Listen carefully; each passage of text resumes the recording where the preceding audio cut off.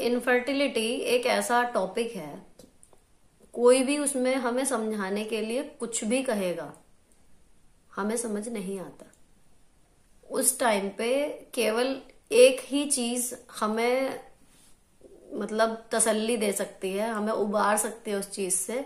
हमारी testing kit में 2 lines, केवल हम लोगों को ये नजर आ रहा होता है उस टाइम पे कि भाई मेरी बॉडी मेरा साथ नहीं दे रही, और दुनिया भर के औरतों को जो चीज आसानी से मिल रही है, मेरी किस्मत में वो चीज भगवान ने नहीं लिखी, मुझे उसके लिए इतना स्ट्रगल करना पड़ रहा है।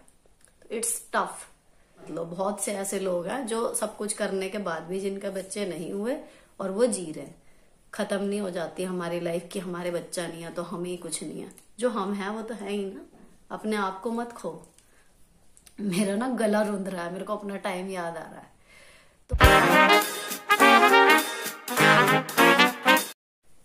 पता है, अभी जब मैं वीडियो शूट करके थोड़ा बहुत देख रही थी, मतलब स्टार्टिंग के आधे पौने घंटे 1 घंटे तक मैं देख लेती हूँ कि हाँ वीडियो कैसा परफॉर्म कर रही है और कौन कौन है जिन्होंने स्टार्टिंग में कमेंट किया, उनको मैं जरूर देखती हूँ स्टार्टिंग में।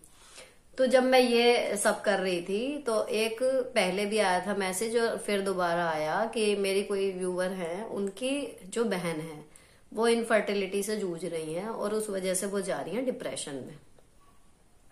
और मैं अपने डिप्रेशन की बात बताऊं, जब कुछ लोग कह रहे थे ना कि डिप्रेशन में आप क्यों गई थी, कई लोगों के कमेंट आए थे, तो सही बताऊं मैं शेयर नहीं करना चाहती थी क्योंकि मतलब क्या ही बोलूं, जब आप अपने दुख किसी को बताते हो ना तो वो भी दुखी हो जाता है। ऐसा नहीं है कि मतलब दुख किसी को बता रहे हैं वो मजाक उड़ाएगा।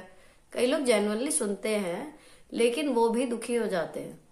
तो मुझे ये लगता है कि अपनी खुशियां शेयर करनी चाहिए ताकि सामने वाला भी खुश हो जाए। और दुख का आप किसी को बताओगे तो वो भी दुखी हो जाता है सोच के, अगर वो जेन्युइनली सुन रहा है। और अगर वो नहीं सुन रहा तो फिर यही बात है कि वो मजाक उड़ाएगा। तो दोनों ही सूरतों में मुझे लगता है कि अपनी जो दुख भरी बातें हैं वो कहीं ना कहीं उसके सोल्यूशन हमें ही पता होते हैं, वो हमें खुद निकालने चाहिए। इसीलिए मैंने जो है कभी सोचा नहीं कि मैं अपनी डिप्रेशन स्टोरी शेयर करूंगी। अभी तक तो मेरा यही इरादा है।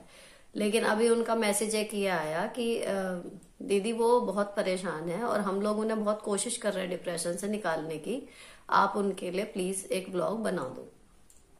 मेरा इरादा नहीं था, आज मैं दूसरा व्लॉग शूट करने ही बैठी हुई थी, लेकिन फिर मुझे लगा कि हेल्प कर देनी चाहिए क्योंकि बहुत सारी हैं जो मेरी सब्सक्राइबर हैं जो इनफर्टिलिटी से जूझ रही हैं और ऑब्वियसली परेशान रहता है यार इंसान उस टाइम पे, कुछ समझ नहीं आता। आप सुनो मुद्दे की बात।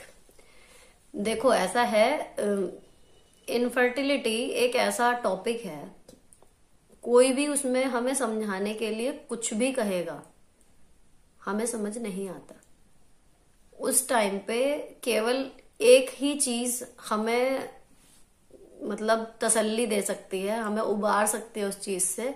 हमारी टेस्टिंग किट में 2 लाइंस, अगर वो नहीं है तो डॉक्टर क्या कह रहा है, हमारे फ्रेंड्स क्या कह रहे हैं, हमारी माँ क्या कह रही है, हमारी सासू माँ क्या कह रही है, हस्बैंड क्या समझा रहे हैं, हमें कुछ समझ नहीं आता। केवल हम लोगों को ये नजर आ रहा होता है उस टाइम पे कि भाई मेरी बॉडी मेरा साथ नहीं दे रही, और दुनिया भर के औरतों को जो चीज आसानी से मिल रही है, मेरी किस्मत में वो चीज भगवान ने नहीं लिखी, मुझे उसके लिए इतना स्ट्रगल करना पड़ रहा है। अब इसमें भी देखो 2 तरीके के पेशेंट होते हैं। एक तो वो लोग हैं जो फिजिकल जो टॉर्चर होता है ना इलाज के नाम पे इनफर्टिलिटी का, मतलब इतने नाजुक शरीर के इतने नाजुक हिस्से में क्या क्या औजार लगते हैं, जो जूझ रही है उन्हें पता होगा, उसका सोचना भर ही रोंगटे खड़े कर देता है। और वो हमें जाना है, खुद चल के जाना है।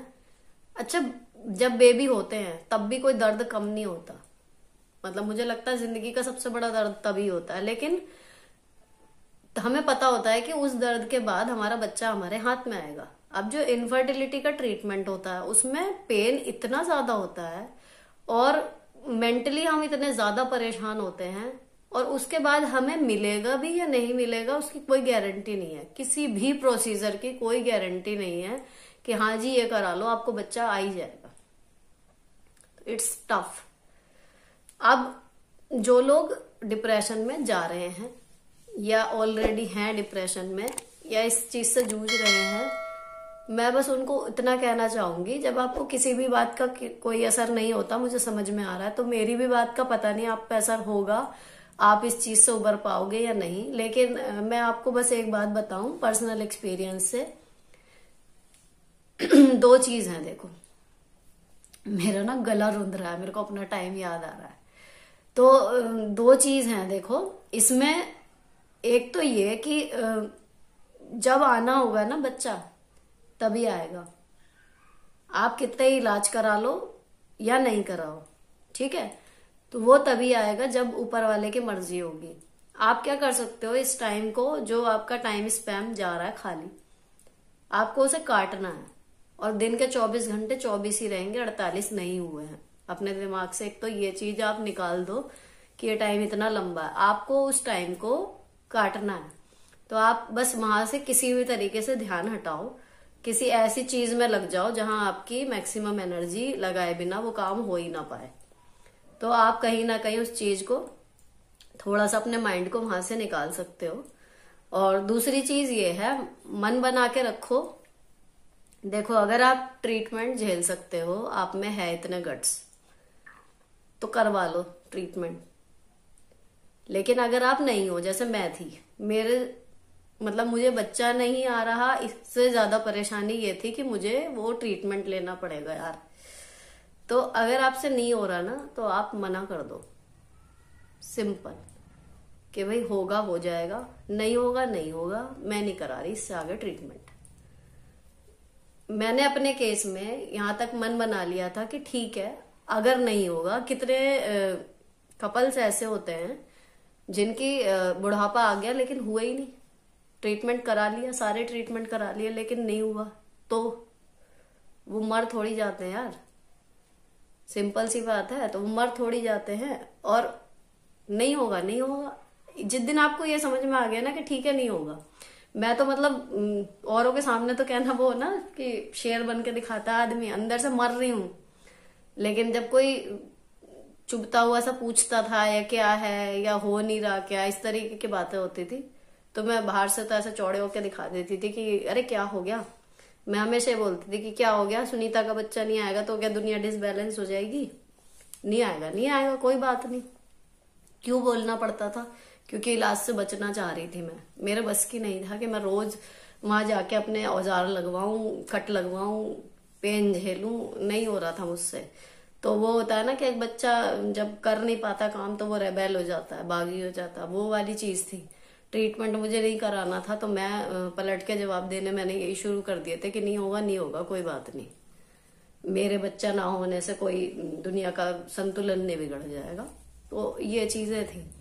लेकिन ये चीज अंदर रहती है कि भाई सबके हो रहा है, हमारे क्यों नहीं हो रहा। तो इट्स ओके, गिल्ट में मत आओ। एक तो सबसे बड़ी चीज कि गिल्ट में मत आओ कि हम ऐसा सोच रहे हैं तो हम बुरे हैं क्या, नहीं, नॉर्मल होता है। जब सबके हो रहा है तो हमारे भी होना चाहिए, लगता ही है ये। अच्छा, दूसरी चीज ये, अगर आप ट्रीटमेंट करा सकते हो इजीली तो आप करा लो, पॉजिटिव रहो। तीसरी चीज ये है कि डॉक्टर भी कहते हैं, सब लोग कहते हैं, हमें समझ में आता नहीं है, जब तक आप नेगेटिव सोचते रहोगे ना कि इस बार भी होगा नहीं होगा, होगा नहीं होगा, तो वो नहीं होगा। आप जब वहां से फ्री हो जाओगे तब आपकी बॉडी में ऐसे हार्मोन बनते हैं कि जो आपकी इनफर्टिलिटी को दूर करने में मदद करते हैं। तो ये हमारी चॉइस नहीं है, हमारे पास ऑप्शन ही नहीं है। हमें वहां से कि हमारे बच्चा नहीं हो रहा, वहां से आपको ध्यान हटाना ही पड़ेगा।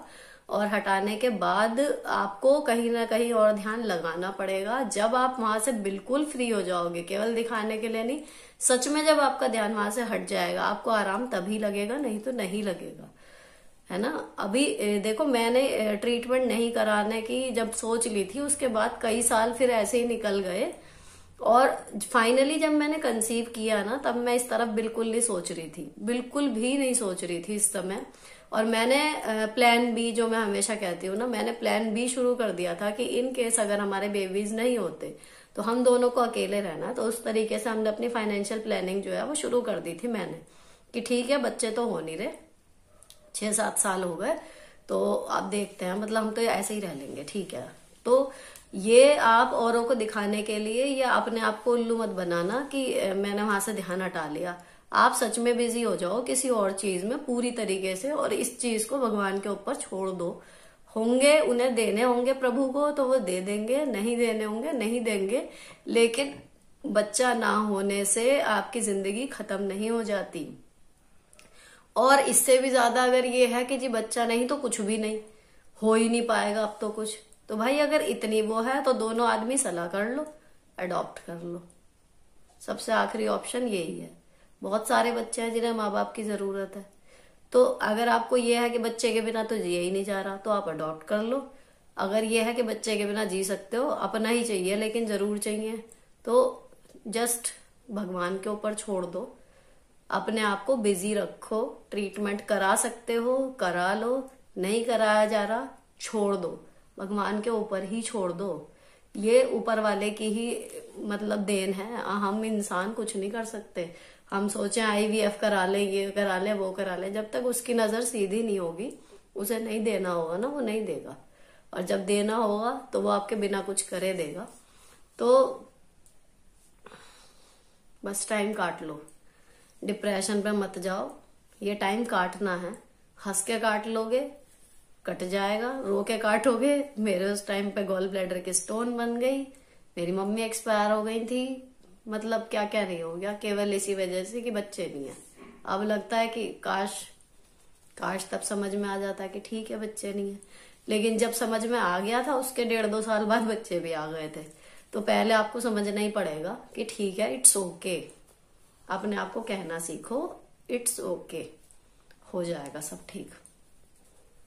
चलो आज की बात यहीं पे खत्म करती हूँ। स्पेशली तुम्हारे लिए व्लॉग बनाया था, आप समझ गए होंगे जिनके लिए बनाया है। तो भगवान पे भरोसा रखो, और लाइफ है बिना बच्चे के भी पूरी हो सकती है, बहुत अच्छे से जी सकते हो, टेंशन मत लो। बहुत से ऐसे लोग हैं जो सब कुछ करने के बाद भी जिनके बच्चे नहीं हुए और वो जी रहे।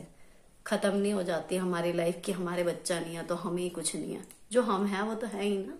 अपने आप को मत खो, माँ बन जाओगे तब एक अलग वो हो जाएगा, लेकिन नहीं भी बने तो जो अभी आप हो वो तो हो ना, उसको मेंटेन रखो।